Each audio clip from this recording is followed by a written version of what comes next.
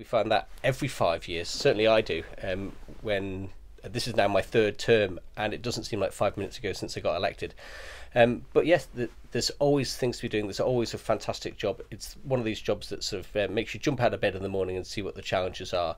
So yeah, I think it's going quite well. I think the biggest challenge that still remains for this government, it's set out a reasonably good plan and is delivering quite well on that plan. Of course, I get the luxury of sitting on the outside of the administration, looking in for once.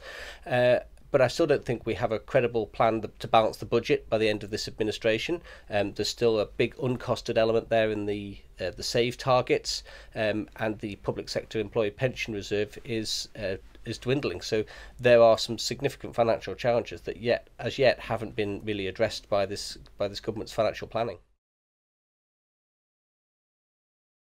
Well, we sat round after the 2016 general election, the first meeting of the Public Accounts Committee, which is one of the favourite parts of the job, thinking where's the biggest potential waste of money in the Isle of Man government? And it didn't take us long to focus on the Department of Health and Social Care and Nobles Hospital. There's a lot of people there doing some fantastic work, but that doesn't necessarily make it value for money. This is something that's sort of almost been a taboo subject for 20 years, and it's taken the PAC reports to sort of break the system. Now there's the opportunity to put it back together far better, in a different way, to make it work. It's only an opportunity, it's not a certainty, and there's going to have to be an awful lot of good work by this transformation team, the transformation director, to make it work. But we're not really performing where we should be performing in terms of our health and social care system.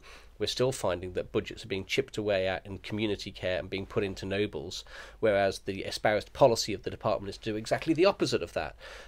So it's still a very reactive system. It does need to be a more proactive system, and there's still a long way to go before we get there. It's going to cause major problems in the future. The new Manx pension, which has been brought in, which is doing things like phasing out the pension supplement, is going to mean hardship for people who are currently under the age of about 45. The reason that the changes to the pension system are sustainable is because people in the future will get less pension. We haven't taken the steps that they have in the UK about workplace pensions and automatic enrolment into those. So the chances are that people in the Isle of Man are going to be far worse in terms of being prepared for retirement in the future than they are in the UK, and this is something that is an absolute travesty. In terms of challenges over the next 2 years, I still think that Brexit is a dividing force within British politics, and that will have spillover consequences onto the Isle of Man. So the future of the political parties as they stand is going to be something that we're going to have to be very careful about how we react to in the Isle of Man. At its best, it will mean a new era of political stability, whatever that political future is.